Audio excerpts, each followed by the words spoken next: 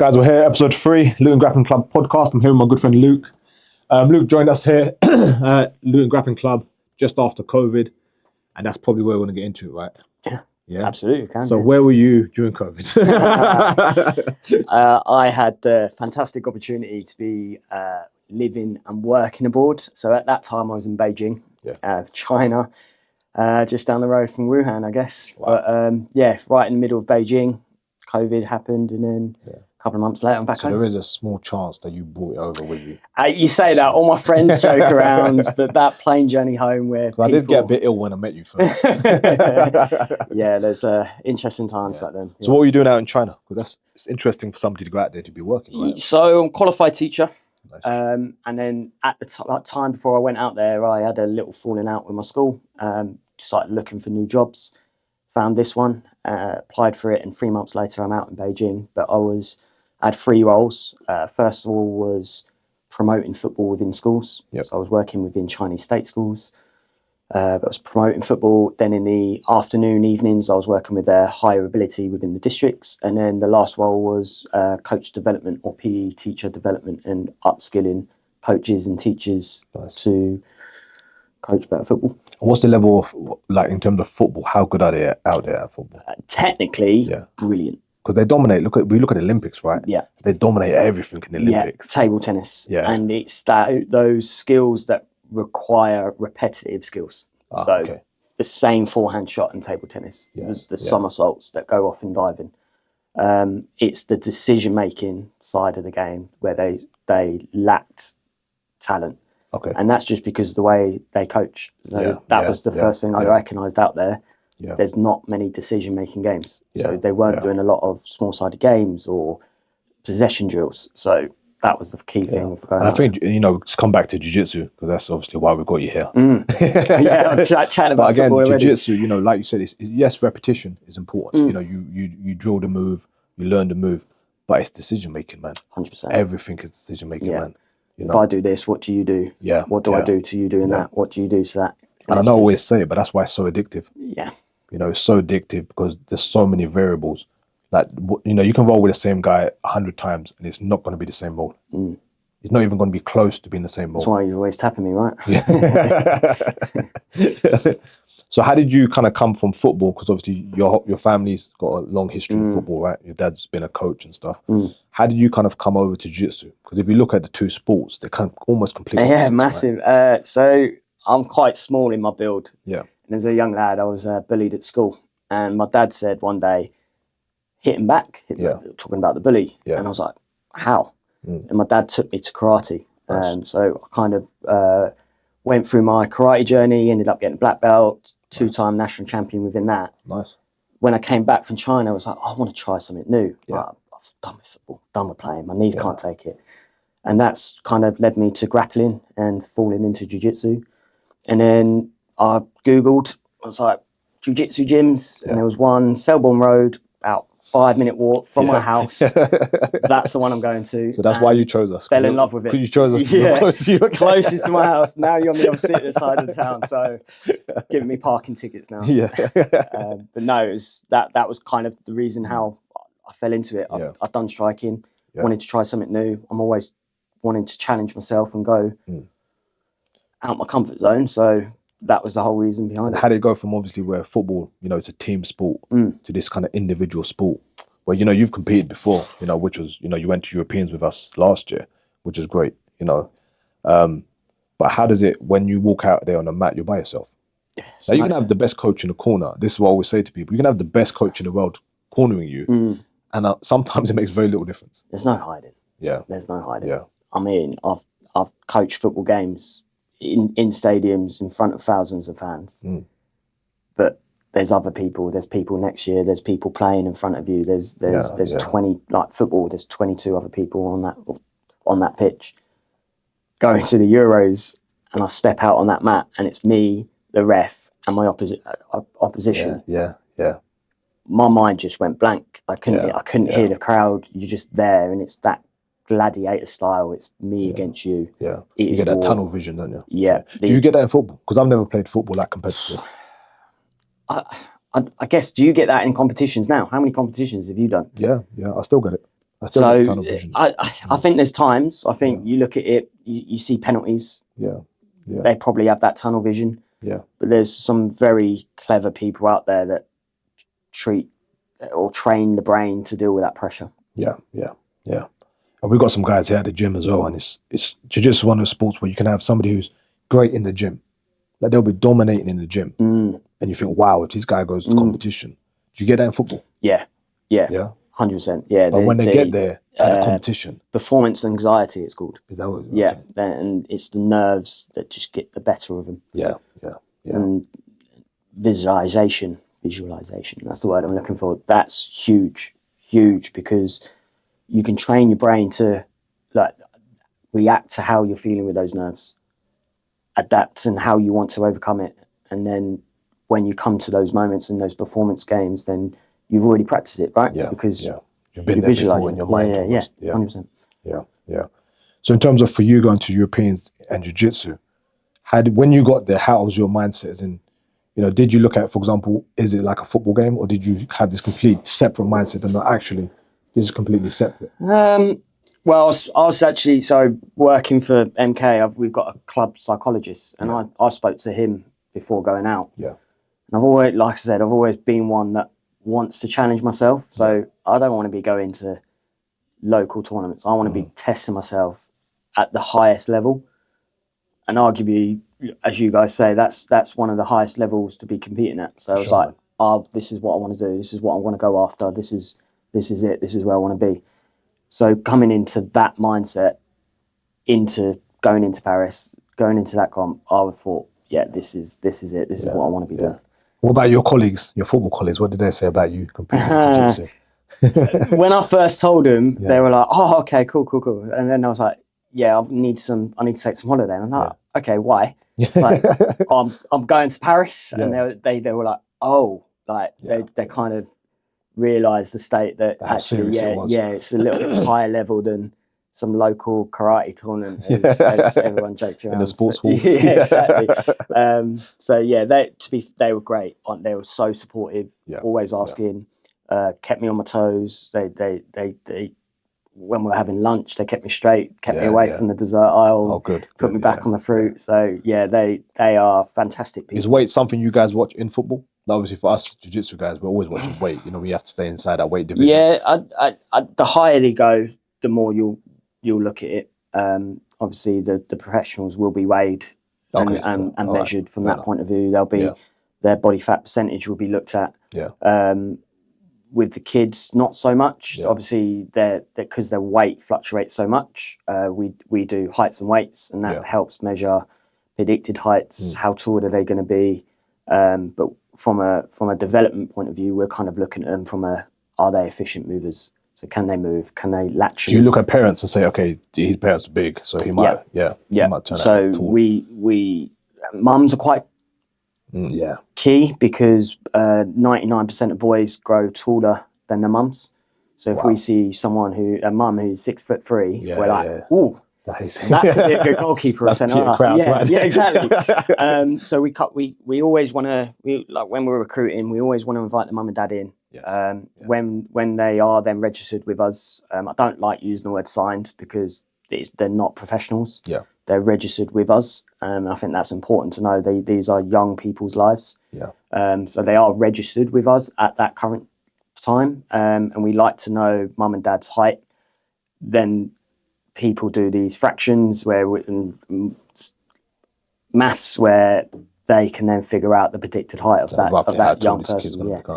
But then it goes even deeper, and it's if they're growing quickly over a certain period of time, their injury risk increases. So then we're like, okay, right, we need to draw back on the physical side and work more on your coordination because your bones are growing at a faster rate than your muscles. So injuries are going to be injuries. Yeah. My boys, they do jiu-jitsu. And Abdullah, my oldest one, sometimes he comes back and he goes, "Oh, Dad, my leg hurts." I'm just like, "Hey, you're fine, man. Growing pains." No one's leg locking him, no. No. Not yet. It's always growing. In my household, it's growing pains. Knees, ankles, they're the first. They're the first to hurt. Yeah. In terms of look, I don't know a lot about football, but I do look at any kind of professional sport, with huge admiration because these guys are doing it at the highest level at any sport, you know.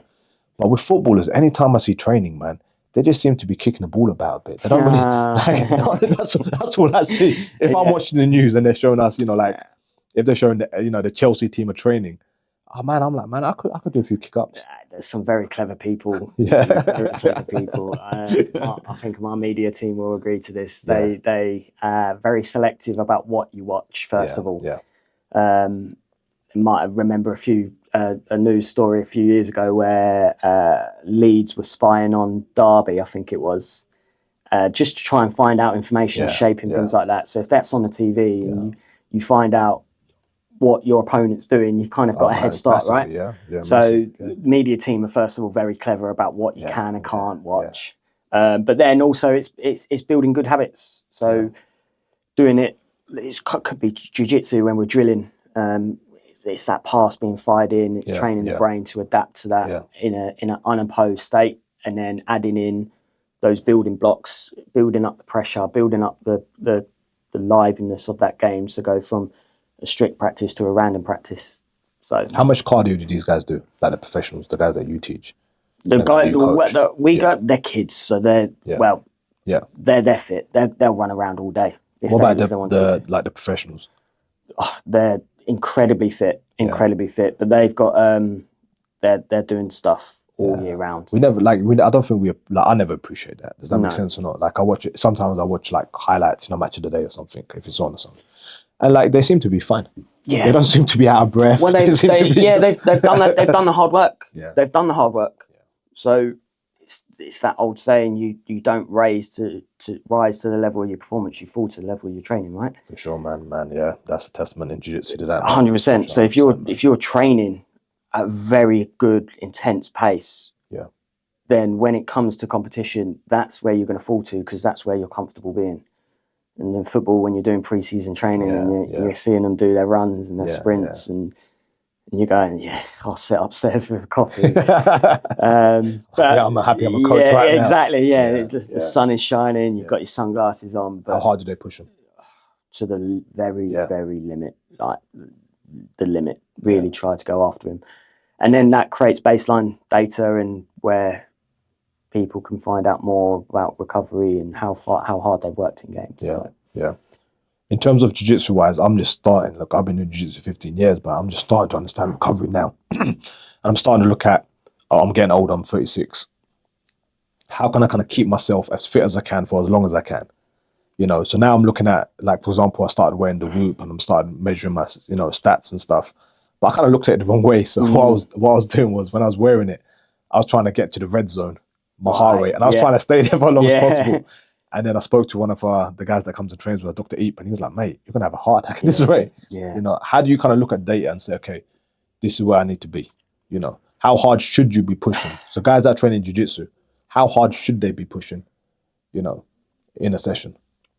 I guess it's difficult because you've got to have you've got your baseline data, the baseline fitness. Sorry, the best time to plant a tree is 20 years ago. Best time to plant it. The second best time is right now. Yeah. So everything that you've done in the past leads you to where you are now, and all those choices. And if you think of it like a piggy bank, every time you make a decision, you put in a coin in that piggy bank. The more difficult decisions you make, you go in for the fruit salad rather than the chocolate ice cream. It's going to build that piggy bank, right? So then when you're coming into jiu-jitsu, if you're drinking Red Bull, you're having cheeseburgers before, that's you're gonna struggle. So you naturally you're gonna bring down your maximum effort. So I think the overall kind of answer to it is listen to your body. But really listen to it. But don't turn up and say, I don't fancy it today. I'm gonna go about 3 out of 10. Like, is your body aching? Like, have you got an injury in your elbow? Like, really listen to what your body is telling you.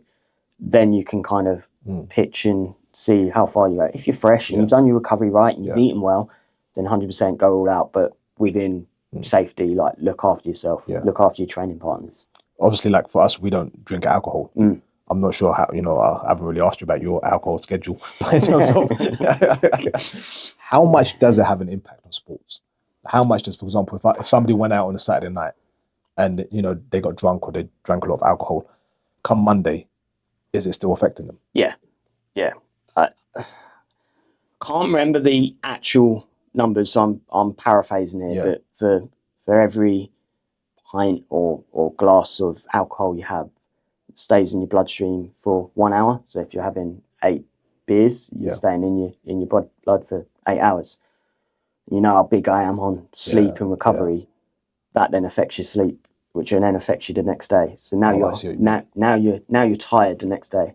So then when you go to sleep the next day, you sleep. You're trying to catch up on your. You're always trying to catch up, essentially, and it's just that knock-on effect. And just affects everything from your appetite, so what you're eating. If you're tired, I think you might have had it before. Oh, I fancy that little sweet. I fancy a bit of sugar. I've got that craving here. I've got that craving. That's all just because of tiredness, and it's all because maybe I've had one too many beers on a Saturday night. But it's here's that. It does have that knock-on effect.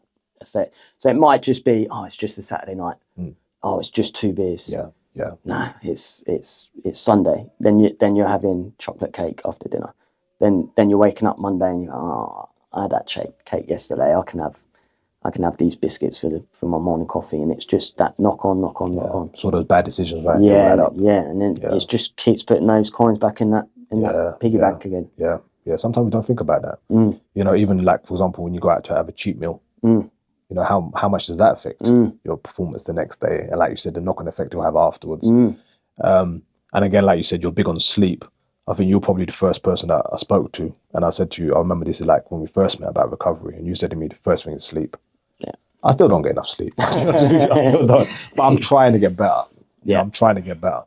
But how important is it? Huge. Huge. Less is more, right? And when I say less is the first one, L is lifting.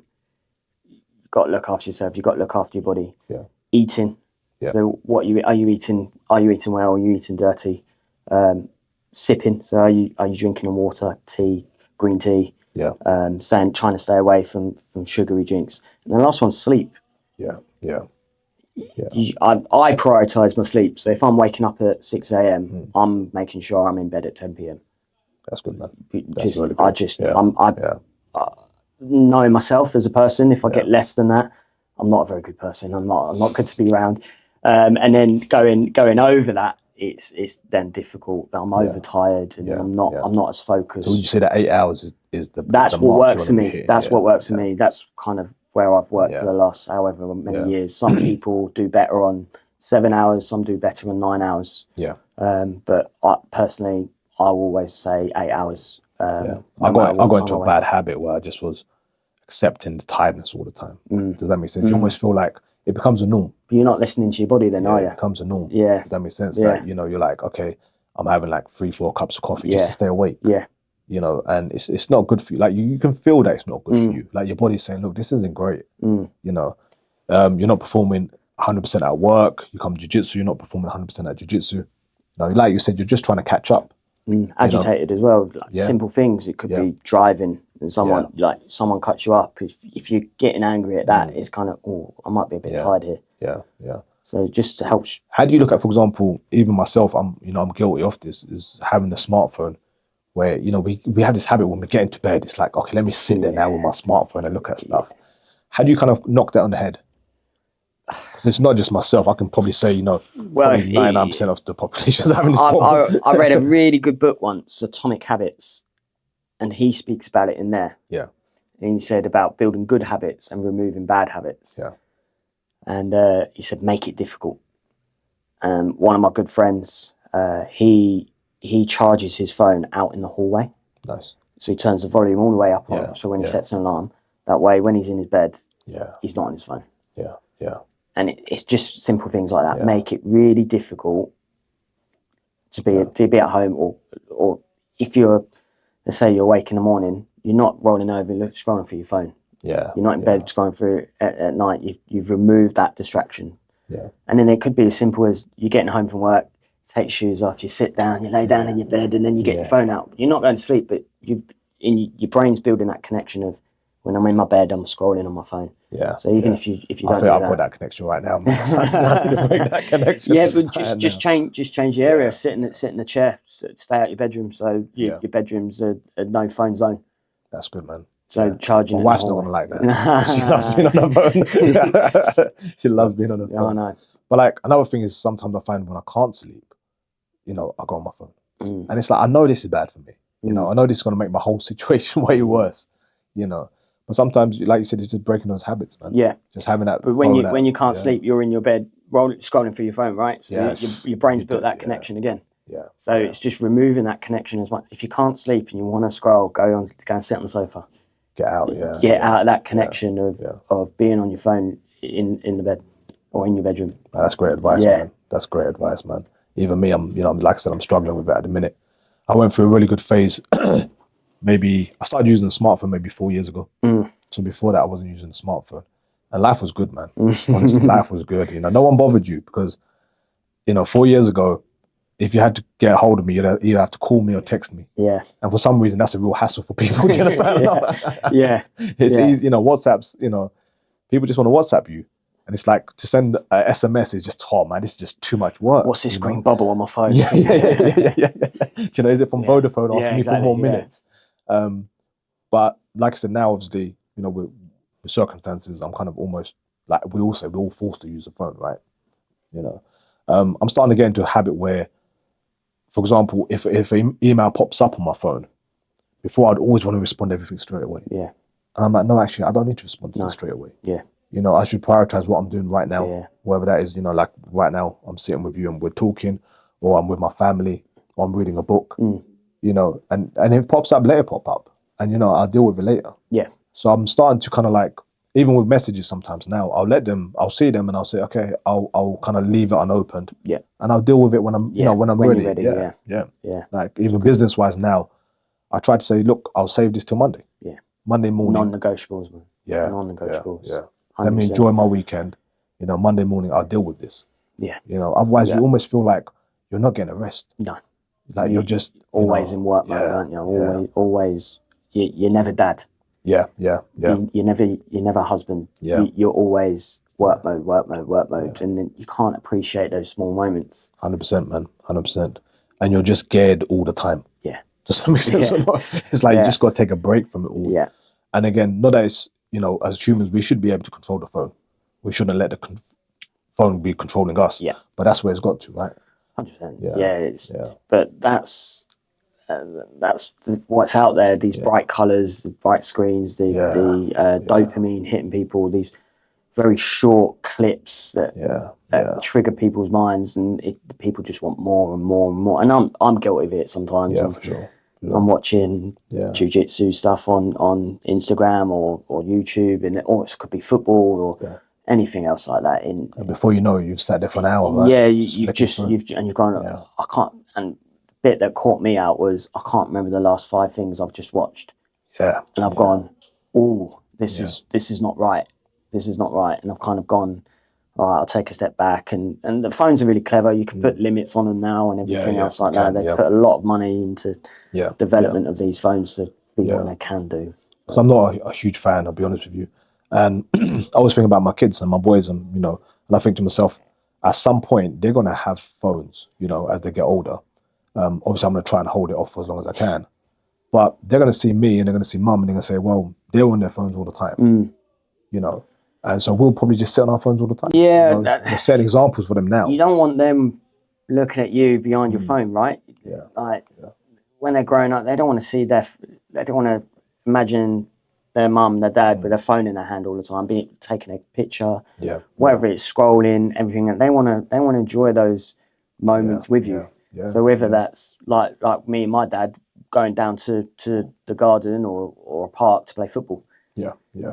One of my greatest memories is of that, going to the football game with my dad, with my granddad, playing football with my brother in the garden. Like those are my core memories. Yeah. So you want that. I think, you don't want them holding their phone, right? We're losing it, man. We're losing those memories in society, man. Yeah.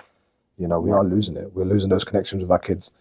And I think it's so important that you have to be involved in your kids' lives 100%. Yeah. You know, 100%. Yeah, You've got to be involved. my nan always, she bless God rest her soul, she always told me that you always regret the things you don't do, never the things you do. Yeah. So I want to be, touch wood, like on deathbed, I'll be loving the moments that I've had. Yeah, looking back at it. Yeah, and I've had it with my family, and I've enjoyed those moments and the things I've seen, places I've gone. So yeah. What advice would you give to, obviously, I guess you can look at football and jiu-jitsu similar because, you know, you want to be the best in either one. Yeah. But what advice would you give to like a young guy coming up in jiu-jitsu or who wants to get good at jiu-jitsu? What would be that one piece of advice that you say? Asking me? Yeah. No, you know, because obviously from your coaching background, you can see what's needed. Now, one bit of advice that you say, listen, son, look, if you keep doing this, you'll get somewhere. I think the key thing is self-awareness. Knowing what you're good at, knowing where you need to improve. Yeah. Everyone's different, right? Yeah. Everyone, I mean, I love butterfly guard and you're the king at it, right? So I'm trying to learn as much as off you as possible, but I'm not going to copy it. I'm not going to control C, control V it. I'm not, it's got to be my butterfly. So I think knowing where I'm good at. So being a footballer, my legs are strong, so I can use those hooks more, right? Yeah. And I think that works for everyone. So if, let's say you are the best person in that gym, but when you go home, you're drinking Red Bull, having cheeseburger, you're not watching, you're not filming your sessions, you're not filming your comps, and you're not reflecting on it, then you're never really getting better, are you? You're only the best in the gym, but someone will then come through who is doing those things. When we're talking about watching comps, I love watching my wins. Yeah. I'll watch my wins over and over again, you know. But I've got videos that I haven't watched. I've got losses that, you know, I lost recently in London. I lost. I've got it on my phone. I haven't watched it. It's important though. Painful, man. I know. Painful. Man. It isn't, but the one thing I tell the kids, especially after losses or hard losses, is how do you feel? Terrible. But what? Come on. What? Why do you feel terrible? Come on, we'll go through it. That last one. Why do you feel terrible? I feel like I could have done better. Why? As in, I think because I believed that I was better than the performance that I delivered. So you're disappointed in your performance? Yeah. As in, there was opportunities that I had that I didn't take. Okay. There was hesitation. Okay. Like we're talking about decision making. I didn't make the right decision. Okay. You know. So when's your next comp? Probably looking at a couple of months. So what are you going to do between now and a couple of months to change that feeling? So when we sit down in 4 months' time, you've got a gold medal around your neck. What's changed? Well, first of all, I got to go back and watch that tape. Yeah, that's the truth, man. I think you got to accept reality. Like I lost. Does that make sense? It happened. Yeah, but I guarantee you've done good things in that round. Yeah. I had some good moments. Find those good moments. Like write them down. What did you do well? Yeah. And then go watch it and watch it again and find the key thing that you want to improve on. How do you deal with hesitation? That's what sometimes maybe I feel like that's what my problem can be sometimes in competition. Is that I hesitate. Like I see an opportunity and I can see it. And I'm fighting a black belt. So I'm like, oh, but he's a black belt. Does that make sense or not? He's probably going to do X, Y, and Z if I do X. But I don't, and then, so I pulling the trigger. And before I know it, he's done something and he's taken advantage. You're then comparing yourself to your opponent, right? Yeah. And that's dangerous. You're not focusing on yourself. Yeah. And that comes into football. We focus 80% on what we want to do. Yeah. This is the way we're going to play out. This is the way we're going to press. This is the way we're going to play our set pieces. This is what our transition looks like. Yeah. Oh, but what about them? Well, they're really good at this. Okay, just be careful of that. Just be careful, you don't have a game plan. Like, what is their super strength? They're going to want to hit it because that's what makes them feel good. Yeah. So I know you love butterfly, so you always want to play butterfly, right? Yeah. So if I know you know butterfly, I'm going to try and stay away from it as much as you can. But then you're going to want to put me in it, and then when you get it, it makes you, and it's that dopamine hit again. Yeah. Oh man, love it. Yeah. So it's finding those small wins. So that loss that you hate so much, it's don't look at it from a point of view. I did this wrong. I did this wrong. I did this wrong. Go in and go, I did that really well. Yeah. I did that. Oh, I was so good at that. But then go, I could improve on that. So kind of this week's training, I'm going to put myself in this position to work on that. and that's it. Like, you don't need to poke holes at it. This world is so negative. Yeah. So negative. There's not enough positive people in this world at the minute. So find the good. Yeah. Find it, and then focus on what you want to improve on. Just one thing. Could be max 2 things, but 1 or 2 things, and then go after that. That's your target. If I cry today, it's because if I cry after watching that tape, I'm gonna blame you. We had one of the young guys that competes with us. He competes at blue belt. He came to me just last week and he said, "Look, I'm fighting this guy. I've fought him before. I've lost him before, and he's good at this. Really, he hits arm bars really well." He was like, "What should my game plan be?"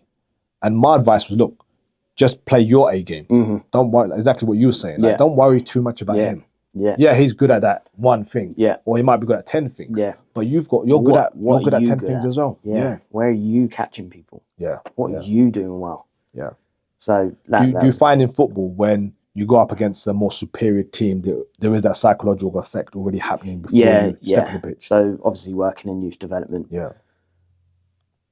We play some fantastic teams and go to some unreal facilities. I'm talking Man United, Man City, Arsenal, Tottenham, Chelsea. I can keep going on.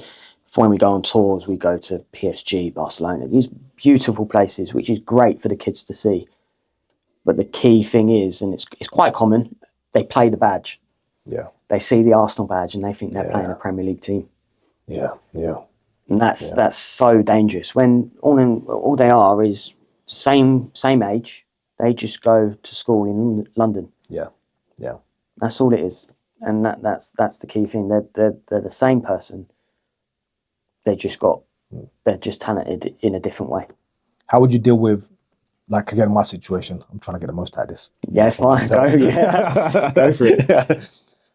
If you lost to a particular individual a few times, how would you how are you going to start dealing with that in your mind? Does that make sense? Because, if you lost to somebody a few times, there's already that kind of psychological impact. Yeah.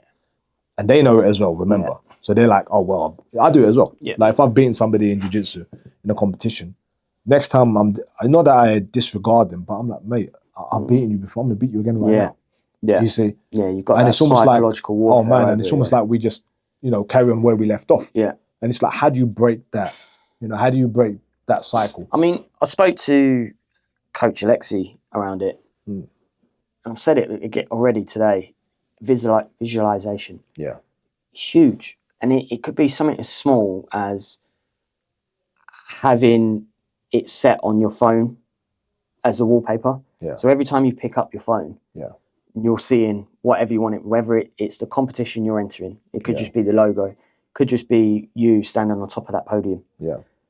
And just seeing yourself constantly and imagining that. But it's not just you on your phone. It's not just that logo on the phone. It's what do you see? What do you smell? What do you hear?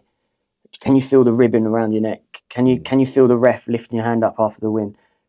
When the comp's done, you've looked over at the scoreboard, you've seen you won, you tying your belt. It's those small things that just add up, just constantly add up. And it's those 1%. You're constantly bringing that coin, pulling it in that piggy bank again. Yeah. And it's just adding. And the more you think about that negative, the more you'll see it. So I can do it. I've seen it before, where you look around this room and I'll go to you, have a look for everything that's blue. Yeah. So you start looking around, you see the wall, you see a bag. But then I go to you, right, we look eyes now and we go, right, name me one thing that's green in this room. Yeah. You can't pick it out, right? So when you remove those negative thoughts from your mind, you can't see it, you can't feel it, you can't anything. It's not there. So the more you think about, I lost to him before. Yeah. Oh, he got me with the armbar last time. Yeah. Oh, he beat me on points. Oh, he's really good at this. You're just telling your brain what's going to happen. Whereas if you say, last time I caught him with his unbelievable sweep. Yeah. I had him there, but I weren't tight enough. Yeah. Then you're telling your brain, I'm better than this person. I'm better here. I'm quicker.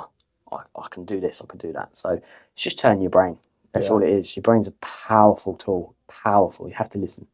When you're training the kids, obviously, how much tape of the other team do you watch and show the kids? Or is it kind of like reserved just to coaches? Depends. I mean, the youngest ones, they just want to run around and kick a football. Yeah. The they've been in school all day, they've listened to their teacher do this, they've gone home, their parents have told them to do that. They just want to run around. So it's quite difficult in the long run. So if you want kids to stay concentrated, however old they are in years, that's how long you've got them for their attention. If they're 8 years old, you've got them for 8 minutes. Wow. Yeah. Yeah, that's it. Then at 9 minutes, they're losing focus. They're looking at the ceiling. They're looking at what are they doing? They're gone. So when we go to teenagers and adults, it's finding clips 30 seconds long. Yeah. This is what you've done really well. So look, this is what we've done really well. Then we show them a clip of the opposition. We think we can exploit them in this area. Then we go back to ourselves. Then we go to a new one. So we always overload it with what we're doing. Yeah, this is positive on your side. Like this was us against this was us against Luton last week. This was us against AFC Wimbledon. Whoever we're playing, like this is what we were. Yeah. And then we kind of flip it and go, look, we think we can exploit them here, but only if you do this. Yeah. I think for us as well, like I said, we've got youngsters coming up and competing in big competitions now, and they go on people's Instagrams. And the thing with Instagram is you're just going to see... highlight reels. Oh, man, highlight reels. Yeah. Anyone can look good. Anyone can look good on... Even I look good sometimes. Exactly. Like, anyone, like, you film enough. Yeah. And it is a problem, right? You throw enough stuff at the wall, sooner or later it will stick, right? Yeah. So you film enough comp videos, training videos. You're going to look good. Yeah, like clever people can do very good things editing. It'll make me look pretty today, won't it? Yeah. So no, there are some good people behind a camera and behind a laptop that can edit. Yeah. And make things look unreal. Yeah. Look, I've seen people take clips from a fight that they've lost. Yeah. And they edit the clip. Well, they could have lost that fight 20-0. Yeah, they hit like a but they've sweep. Hit one thing.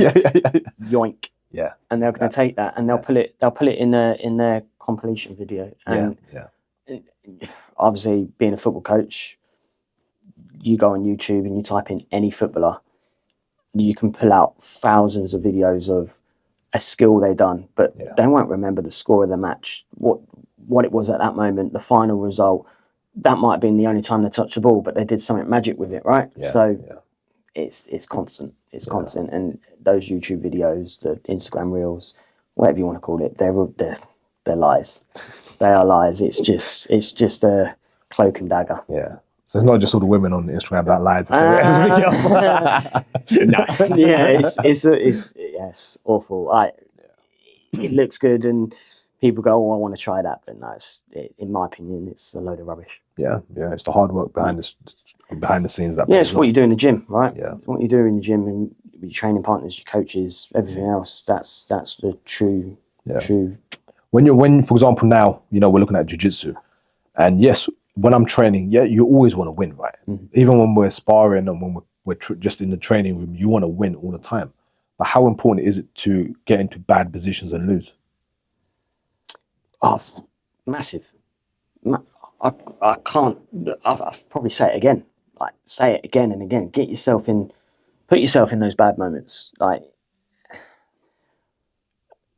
if you're always winning, let's say you're some prodigy and you're always winning, you're beating every single white belt, but then you come up against another prodigy. Let's say you're a wrestler and you take them down all the time, take them down.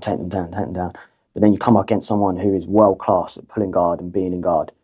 Yeah. But then he starts to turn the tide. Yeah.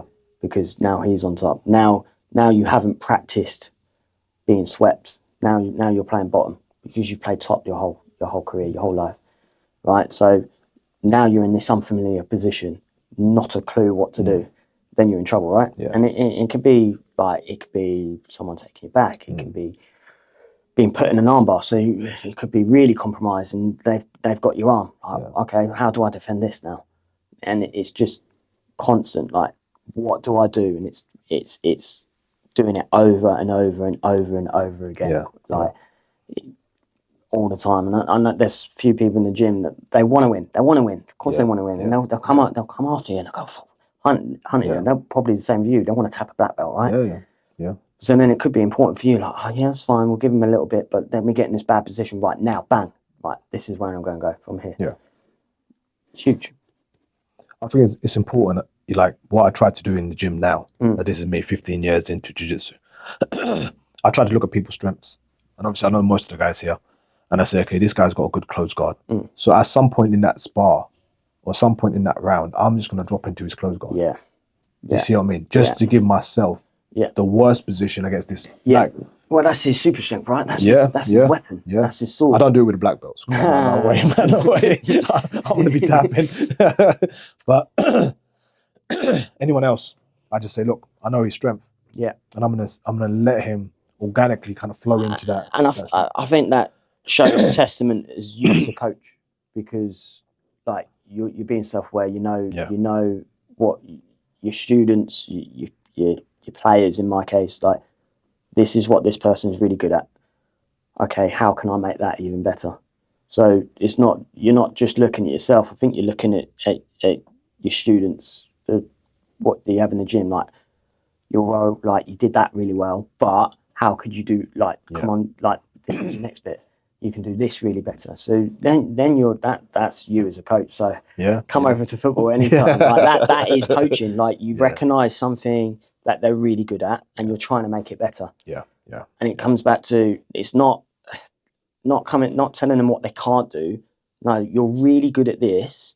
Make that even better. Yeah.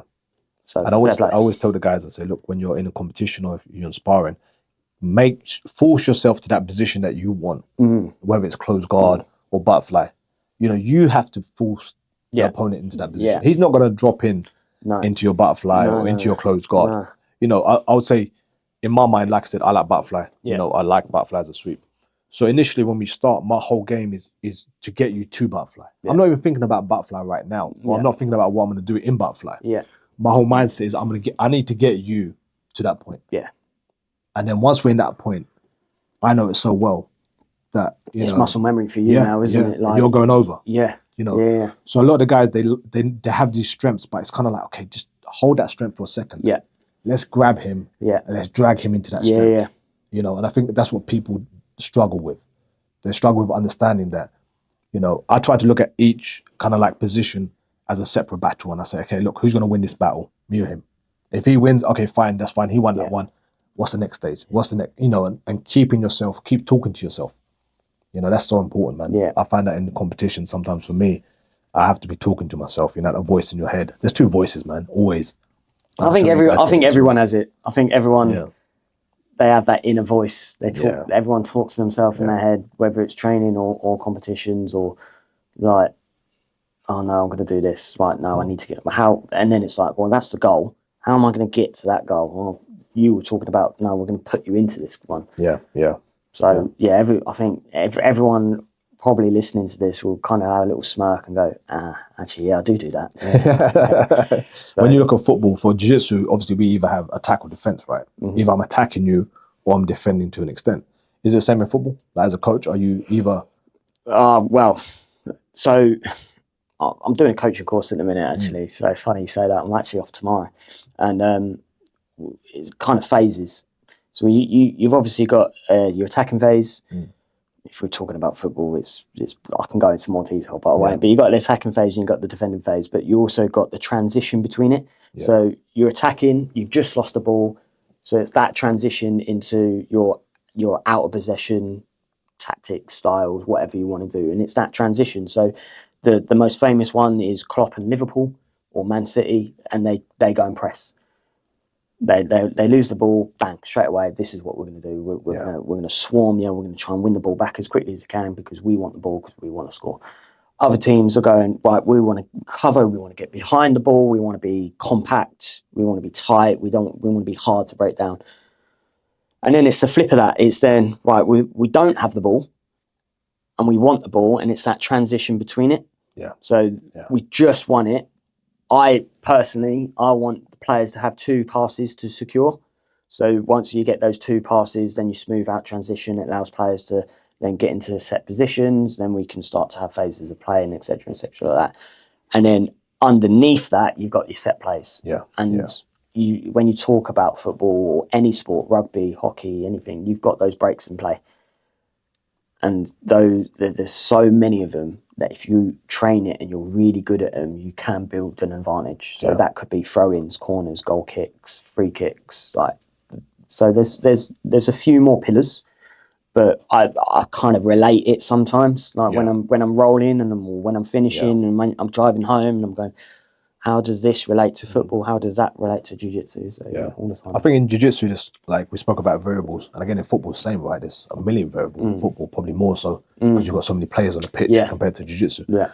A lot of times when I'm fighting and when I'm sparring and when I'm competing, and again it's that phase, like you said, I'm in a phase where I'm like, okay, this isn't the right time for me to attack right now. Yeah. You know, if he's passing and he's good at passing, I'm just like, okay, right now I should be defending. Yeah. I'm not looking for a sweep right now, or even a submission. No, I'm like, I just got to hold this guy off. You know? I wonder how many people think like that as well, because I think of Matty, who is annoying as hell. Yeah. Winds me up sometimes. But when he's fresh, he's quick. Yeah. And he passes side to side. I'm twice his age, and I don't want to be dealing with this. Yeah. But I know I'm just going to go, do you know what? You tie yourself out. You do what you need. Young kid, but you probably never will. But you tie yourself out, and then there's going to be a mistake. Yeah. There's going to be a moment where you slip up. And that's what I'm going off in my head. I'm going, when you slip up, I'm pouncing on it. Yeah. That's where the experience comes in. Yeah. And that's any sport. Anyone who's played sport would know that. They will play to a good level. They should know that. And it's just staying patient. Yeah. Putting up your defense and then going bang. That's when then I'm jumping on you. Yeah. So. How do you deal with? I had a recent in one of my last competitions where I just got on the mat first fight and I fought a tough guy. I beat him, but then the second guy now he got bite to the second round, and then he's watching me come off the mat, and I'll be honest, I was knackered, mate. Why are you worrying about the other person, man? He's watching me, and I'm fighting him next. He's fresh. And I was like, oh man, I better recover fast. What's going through his mind though? He's just seen you win. He's just seen a tough fight. He's like, oh damn, he's good. Yeah, he's good. Yeah. You're thinking about him, but what is he thinking about you? He's just watched you for 5 minutes beat this guy. You're warm. Yeah. He's fresh. Yeah. I think flip it. You're in your head. You're going, this guy has just watched me. I'm tired. I'm this. You're telling your brain you're tired. I think that, right? Yeah. I feel I'm guilty. I do that. Yeah. Like you've just said to yourself, I'm tired. This guy's watched me. Blah blah blah blah. So right now, I'm probably going to say you probably lost to this guy. Yeah. But if you flip that on your head and goes, he's just watched me beat this guy. Yeah. He's just watched me do this. I don't know if you went half guard, butterfly, single leg, whatever you've done. But you could have gone, he's just watched me go to butterfly. Yeah. So I now need to sharpen this. Or this is an opportunity. He's scared of me now. Yeah. He's scared of me. He's kind of pulling the positives. All the time. He's thinking about you. Like, oh damn, I need to be careful with this. He's really good at that. And then in his head, he's going, what's the problem? Like constant, right? So flip it on you. Like, what is he worried about you?